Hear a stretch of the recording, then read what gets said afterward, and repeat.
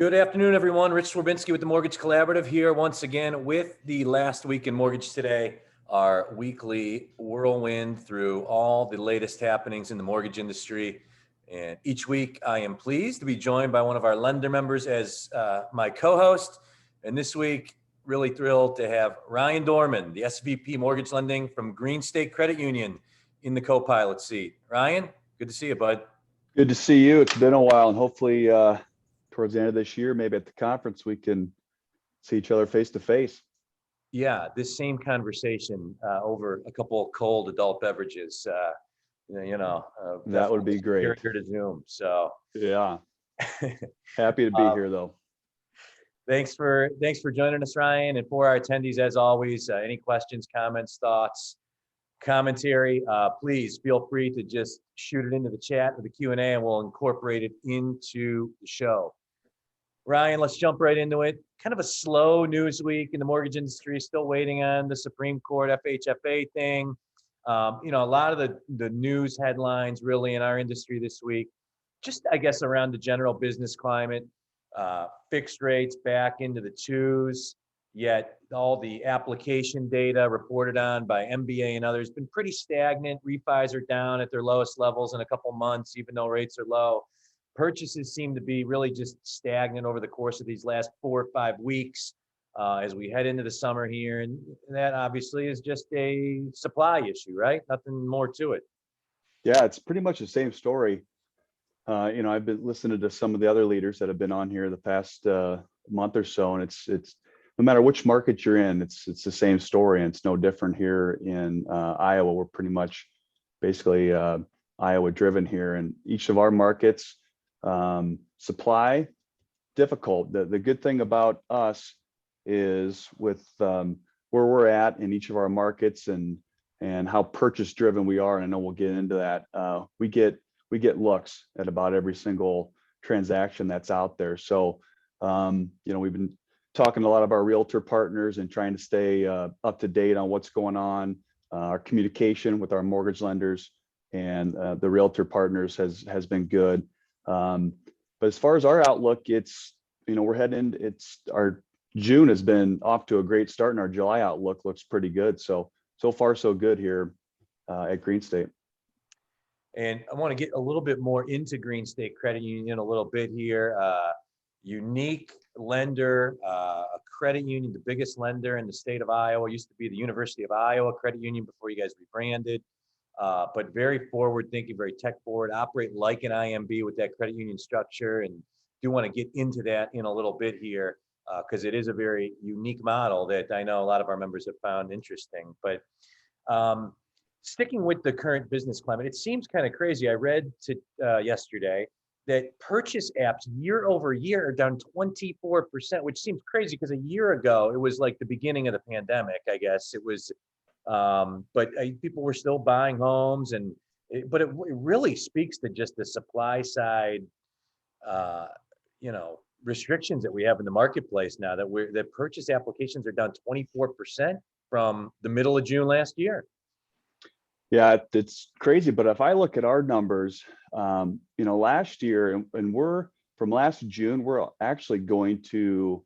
If I look at May, June, and July, we're going to be at the same level as we were last year. Last year for us, with all the refinances going on, we couldn't get to all the purchase business.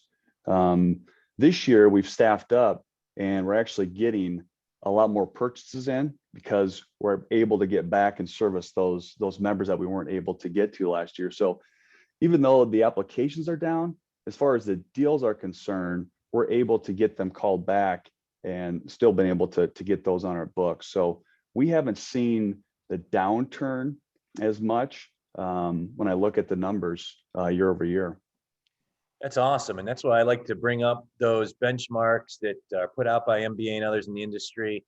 I'm biased, obviously, but TMC members seem to always outperform them. And because I think we got lenders that get it and are very forward thinking. But so great to hear you guys are flat year over year, with the industry down 24%.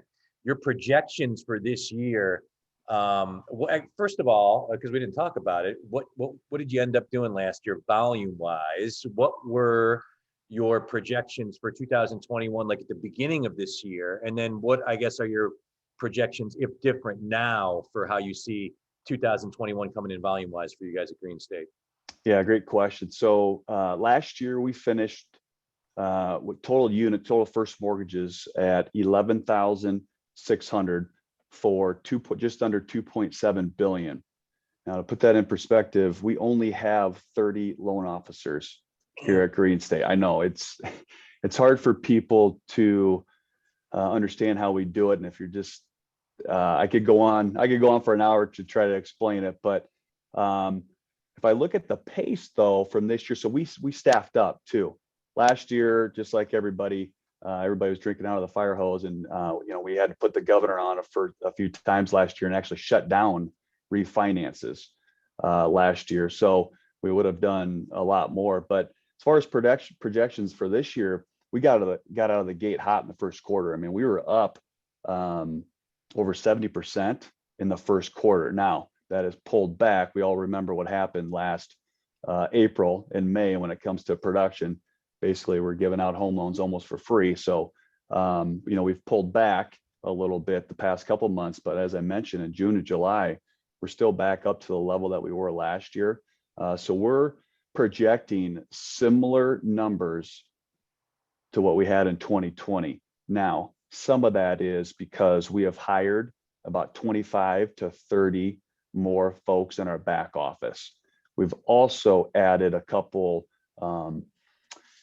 call center, what we call remote lenders, which we have gotten through some of our partnerships through TMC and have looked at their models. And so we've added some sales staff there. But we're looking, if I look at our projections for the end of June here, right on pace with, somewhere between, 11 and 12,000 loans for, 2.7 billion. Now, could that taper off towards the end of the year? Maybe, but the way we look at it with our staffing, we're not going to have to shut down production like we did last year. 30 LOs, 2.7 billion. I'm no math major, but that's 90 million on average per LO. That's the right math there, right? Yeah. In fact, I think we had 14 of those lenders go over 100 million. Jeez. And what's crazy about it, it's in all different markets. I remember coming to TMC conference and, people ask where you're from. You say Iowa and everybody thinks tractors and cornfields. And if you haven't been to Iowa, it's much more than that. And we've got great markets, great communities here, great lenders, great people, and it's just a vibrant market. And so when I look at our production, it's spread out in a lot of, Des Moines, Iowa City, Cedar Rapids, Dubuque, all over. And, we've got, I think, out of the top 20 lenders, 16 of them are from Green State. So it's just based on our model, how we have our back office set up, a lot of trial and error. If I look at it the past 10 years and how much we've grown, and we've done it, inside the credit, and we go and hire the best loan officers, and then we try to put the best back office support system out there. And the past 5 years, we've really revamped that, right? It's all about learning. We ask questions. We utilize some of our TMC partners, Idaho Central and Lake Michigan Credit Union have been great partners of ours, and we've got connected with them through TMC. So we appreciate that. But yeah, it gets a little crazy here with that loan production. So we've gone 11 months straight now of over 200 million in production with those 30 LOs. So never a dull moment here. Well, kudos to you guys on the growth and the start you're off to this year, and being able to do that much production with that number of loan originators is really phenomenal. And we've been lucky to add some great credit union members like Green State. We're getting going with TMC. Credit unions, it's a very fraternal group. And, when we were first getting going, the first question they would always ask me is, who are your other credit union members? And I was kind of like, well, we don't have a lot, but, we need good ones. And that's kind of started to happen now. And you mentioned a couple other great ones. So, but thanks to you, whenever I'm talking to a credit union, And I lead with you guys and Lake Mish and Idaho Central, three really forward-thinking big originators, and that resonates with them. So thank you, and for your engagement with TMC. So Yeah, and if you think about it, we weren't always this size, right? It has been the last 12 years, a lot of growth, a lot of forward thinking. And it doesn't matter if it's a credit union or bank.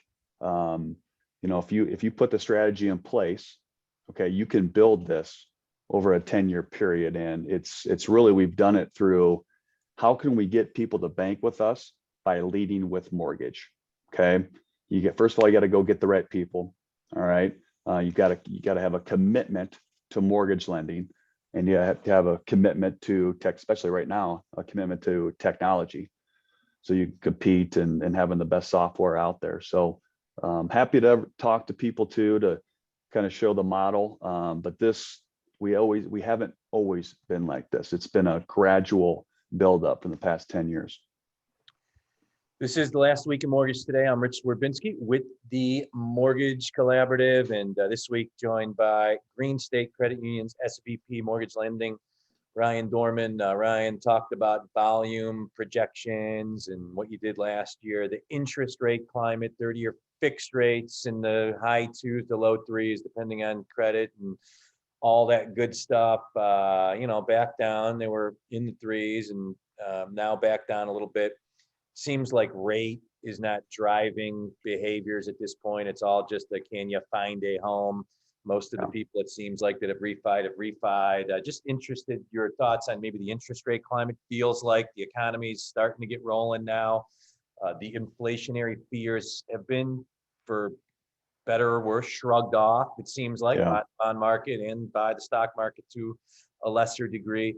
How do you look at the interest rate climate? Do you see maybe cash out refinance business working its way more into the mix as we get later into this year? People are accumulating equity. How do you look at the rate climate as we get into the second half of 2021? Yeah, that's the magic question. And you try to educate yourself as much as possible. And just listened to a podcast last week that Barry Habib was on, and getting his outlook. He's always done a good job of forecasting where rates are going to be. And he's still pretty bullish, obviously, on where we're going to be. And Iowa is a unique market. When I was doing some research last year, because we were getting, we didn't sell direct to Fannie, and so I called a lot of TMC partners to try to help us get going with that. And through that research, I have found that Iowa is extremely competitive and had lower rates than our neighboring states. So it's community bank, credit union dominated. There's some great IMBs in the state as well, but heavy in bank and credit unions, and that has driven our 30-year interest rate down. I mean, we were down 2.25, 2 and an eighth, when a lot of others were in the upper twos or at 3%. So we haven't been in the threes much at all this year. But I think we're going to get creative, right? How can we're always going to have the purchase business, especially us who focuses on that. But how can we get creative in the cash out refi, as you've mentioned, with the limited supplies? It's driven the home prices up. People have more equity, and people are always going to have debt. And as a credit union, we're focused on lending and helping folks out. So we're fortunate to have portfolio products as well, right? And when the cash out market kind of wasn't there last year, at the beginning of this year, we had to get creative on our own side and come up with portfolio products where we could maybe go a little higher loan to value with some of those cash out and still provide a good product for folks. But we haven't had to market very much either, right? Just based on where rates have been and volume levels, couldn't afford to market because couldn't keep up as it is. But I see that trending for us. We'll market cash out refinances and see what other unique products we can come up with, not only in the secondary market, but on our portfolio products to drive some of that continuing refi business. Thanks, Ryan. Had a couple questions come in the chat. 30 LOs, how many support people to support those 30 LOs at 2.7 billion clip? Yep. So, and actually I lied, that we are up to 32 LOs now this year. They're going to say like 60. Yeah, no. But all of those are full producing mortgage loan officers. They all have, not all of them, by about 22 of them have an in-office support person. So kind of a jack of all trades assistant, because there's no way one person can support, once you get to, 50 million and above, and a lot of these are 80 to 100 million. There's no way they can do that by themselves. So they do have an in-office assistant. Total in our department, we're up to 150 now. So ton of processors and closers.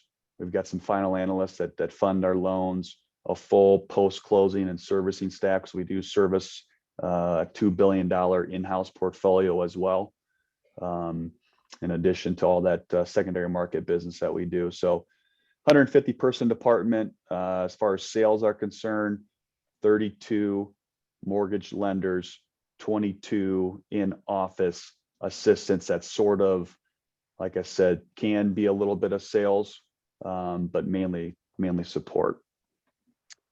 Thanks, Ryan. And another question that came in. Hey guys, what have you heard about how Fannie is going to manage their revised cap of 3% for investment properties and second mortgages? I don't know what, if anything, you've heard, Ryan. I know that they are cutting lenders off. They're weaning some down that are, sending in selling levels of non-owner that are, in most of the cutoff instances I've heard of are people that have been way above, but they're not messing around with this, to be clear. Any experience there? Yeah, it's been frustrating for us. So we've got well-qualified borrowers and homes for people to either refinance or purchase, but we can't even get pricing on it. So the one fortunate thing for us is that's where we can utilize our in-house portfolio and our commercial department that's here at the credit union. So we still have an option for those folks. I don't follow that at the federal level too much because we do have other options. But I know it's been it's been painful for some of our loan officers that want to provide a conventional 30-year, 15-year fixed on an investment property, can't even get it to price out. Yeah, and for the listener with the question, I mean, anecdotally, I don't think there's any rhyme or reason to how they're doing it. I think they're handling on a lender by lender basis, and because we're just hearing different things from our members, those that are at or below the 6% cap.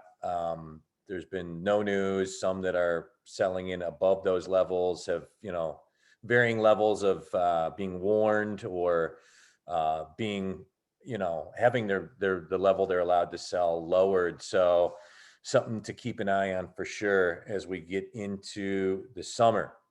Ryan, you mentioned a couple times your portfolio. I know a lot of our depository members, it ebbs and it flows. Last year was a very vanilla, conventional and govy year with just refis flowing in as the, market changes. Things like jumbo and construction and niche portfolio, that's going to become a bigger piece of the mortgage pie. I know a lot of our depository members feel like that positions them well competitively. And I know you guys are doing something really cool that you're investing a big gob of money to support housing and wealth gap issues for minorities and programs for bilingual buyers. Tell us a little bit about some of those projects that you guys have in the hopper.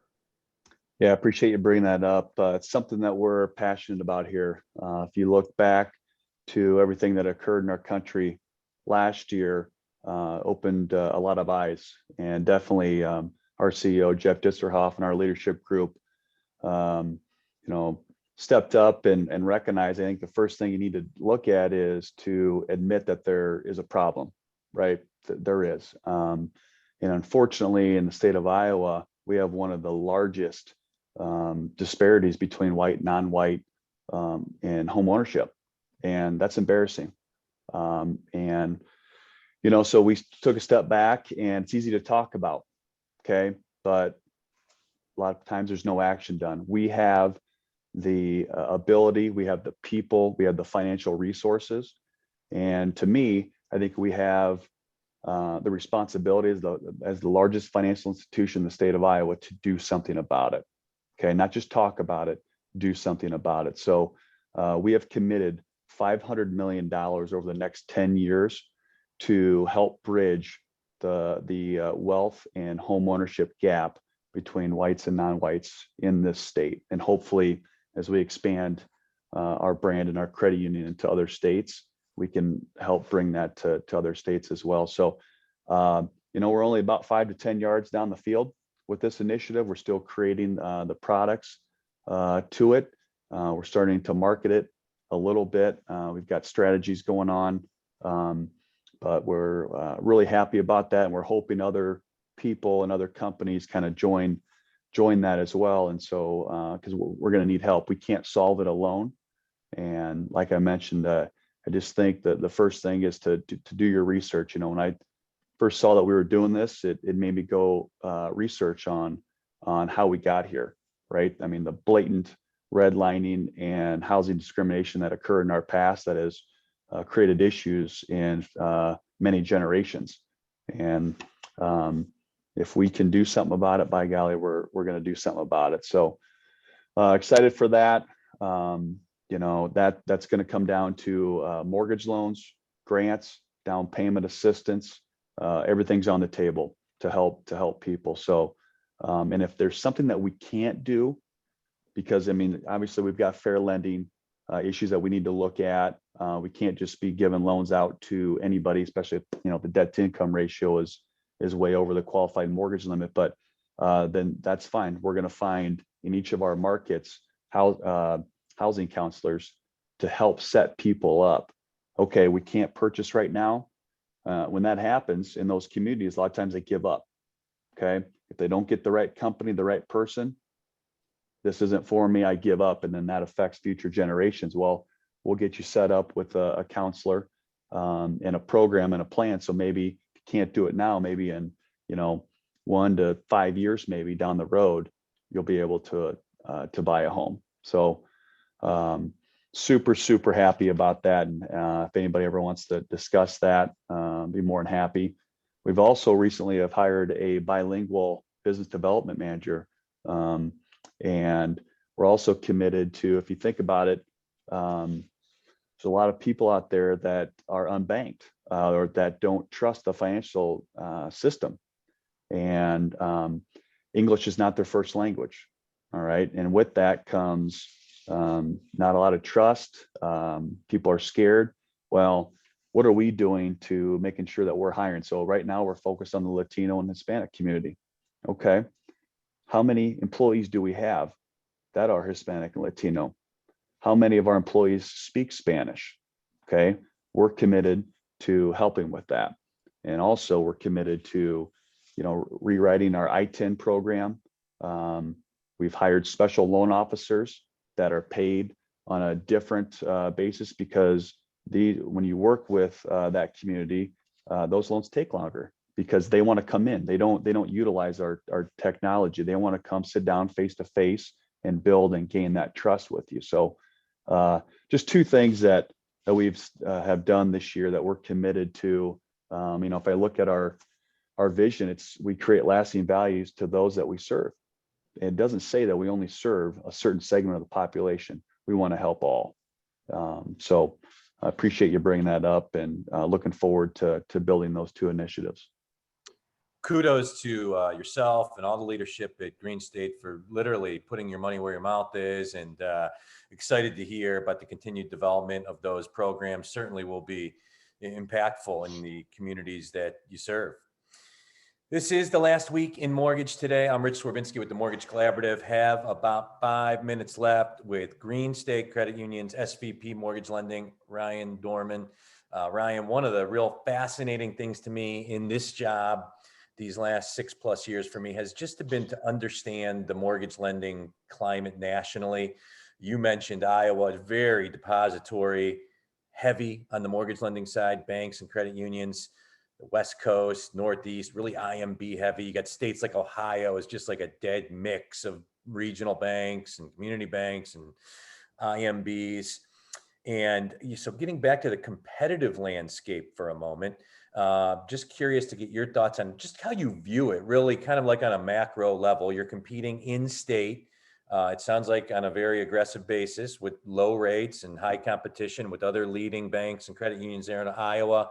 You've got the online lenders, the Rockets, the Loan Depots that are trying to kind of like, pick your customers off like from the air with drones. You don't even know Hmm. about it. Yeah. You got Zillow that's got a mortgage lender now, and people are going to Zillow.com and looking at houses, and there's an apply now button.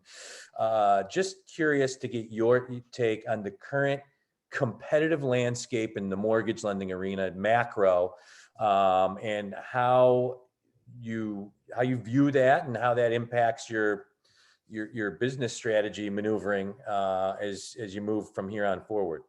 Yeah, that's where it goes back to being able to be forward thinking, and especially smaller banks and credit unions. Sometimes it's hard to get the technology that you need, but that's the great thing about working here is we have the resources and the commitment to always be looking around the corner. Okay, I think we all know what the future holds for mortgages. It's all in the technology, and to be able to compete against the Rocket Mortgages and the Amazons, you're going to have, in my opinion, the best of both worlds. Okay, you have to spend the money on the tech. You've got to have the best people. And the way we kind of approach it is we've heavily invested in our online application. We've got bots now that do a lot of the remedial work, so that frees up our time.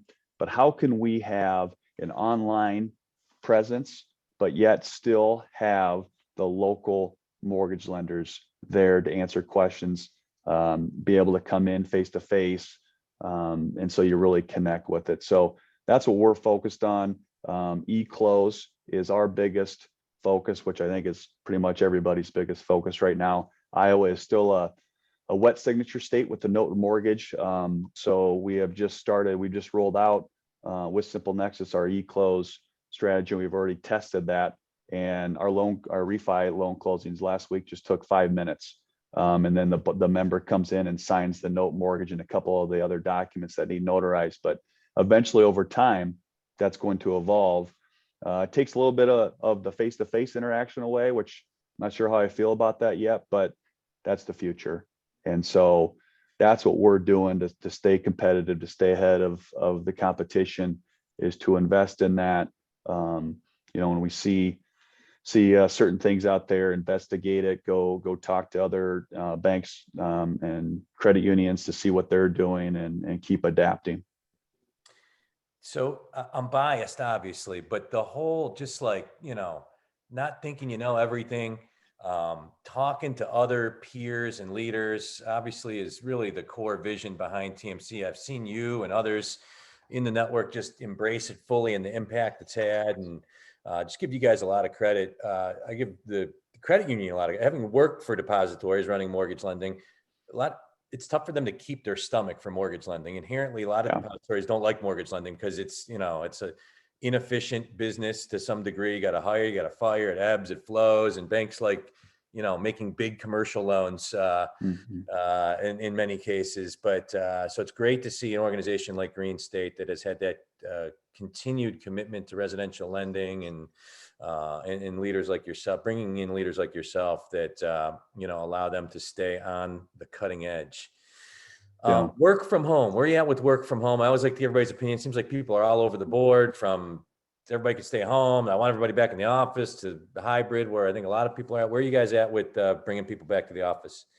Well, I hated it last year. I missed people, right? I think we all did. And I said, at the very start of it, I said, this will never last. But totally changed.